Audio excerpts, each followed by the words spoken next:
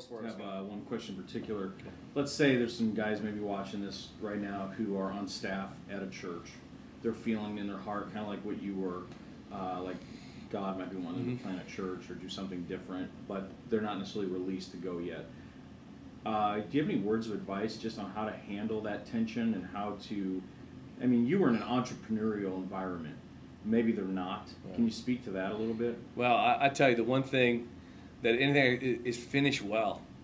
Wherever you're at, I've met numbers of guys who felt the prompting, and then their first initial reaction that they got from their leadership was a no, a not yet, or maybe even a pretty aggressive pushback, and they just said, fine, I'm going anywhere, and they just missed out on the relational blessing. Because what came out of this one, me waiting for Dave to say yes, I'm telling you, one of the reasons we're well funded.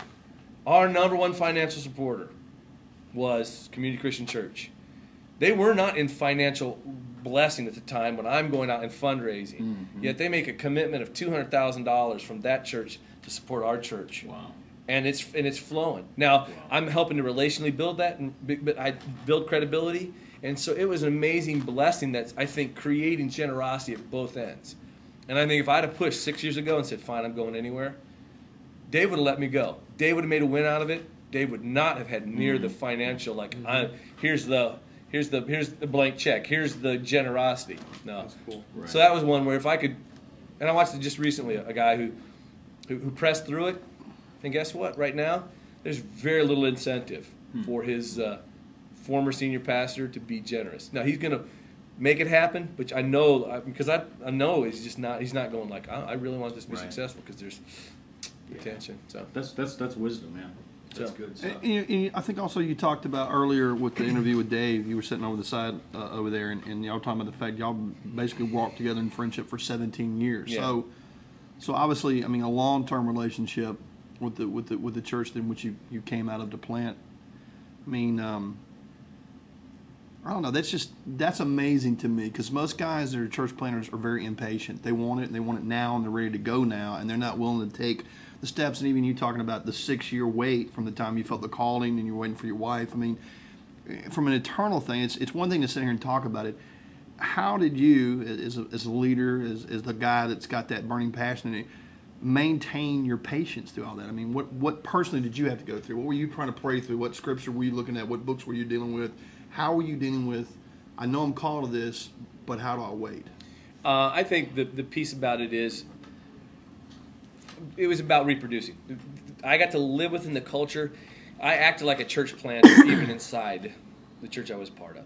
And so always looking at how can I reproduce myself? How can I help grow up that next generation of leaders? And we were also making this transition about being, Dave talks about it, is he likes to collect friends. Well, after we sent the first person out and we went through that one, we figured out that this sending thing, there could be a buzz about that.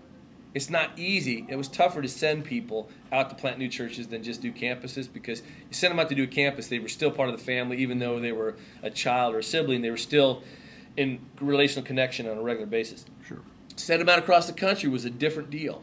But as we started doing it, we started sending. So I'll be honest with you, for me, I had to find the fix, so I just started building my relationships with the leadership residents that we came in to start sending them out. And I figured that maybe that was God's call in my life, all right? That was the place, that it wasn't about me, it was about the mission. And so that's that. I think that's the thing for me, is that watching Dave lead, and that he was just very articulate about that the mission's bigger than him. That was one of those things for me, just continuing wrestling with it. The mission was bigger than myself. This mission of helping people find their way back to God. This mission of reproducing. That even if I wasn't going to be the person who actually did it in the front line, that I could highly participate in this with regard to empowering other churches and empowering other people to plant. This leads into a question. Larry Boatwright, who's from Texas, just texted this question. Hey, Larry. LarryBoatwright.blogspot.com. And Larry, you can pay me for that later. Okay, here's the question. What role do you play in a church planting environment if you don't have a heavy entrepreneurial bent? And the other question is, this kind of ties in, I think, what qualities would a number 2 guy in a church plant have to go? What qualities would he need to have to be the greatest help? And number 3, why did Joe Montana end a successful career with the Kansas City Chiefs? Well, the Joe Montana with the Kansas City Chiefs, that was just, man, we needed him 2 years earlier, and we could have actually made the next step in the playoffs. He lost a little speed, still wanted to play the game, looked good in red. I mean, what can you say? All right. On the other side, the number two, the entrepreneurial, non-entrepreneurial, that's something about the newness of it. I think the key for anybody is the question is, can you reproduce yourself? If you can figure out how to do the one-on-one piece, the Paul relationship that he had with Timothy, of course with Barnabas, with Silas, those one-on-one relationships, if you can do that well, and that becomes this reproducing ethos, you don't have to be the person to start new. And so there's a huge role to play within the number 2 role, number 3 role within a church plant.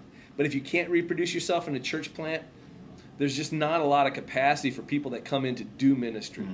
And we talk about that Ephesians 4:12, that we're, our role is to be equippers for help others. And so in a church plant, I mean, you are looking for people that can reproduce themselves, that can lead others. They don't have to be the person who's looking at starting new things, but ultimately, if there's somebody who's leading your small group ministry, for us, that's huge value for us. That's the foundational piece for our community. Is not so much the Sunday morning, even though we want to do that well. Sure. But it really is those relational connections and creating that reproducing ethos inside our small groups. And guess what? It's happening. We're 8 weeks in, we're already into our second generation of reproduction.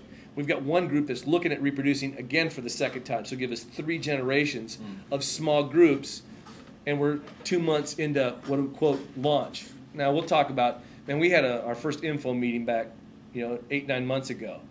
Right after that, we started small groups. That's when the church began for Restore. To the public eye, it started 8 weeks ago. But so, I mean, the long answer to that question, it's really about the reproduction side, even on the individual level, independent of entrepreneurial. I had a feeling that reproducing thing was going to come out in that answer. Yeah. That's good. Hey, so we got to wrap it up, but can you give us just your information, your blog and website, and how can people learn more about Restore Church? My blog is troymcmahon.org. That's MCMAHON. First name's Troy.org. That's my blog. The website is restorecc.org. You are now running on reserve battery power. Yeah, I better plug that thing in.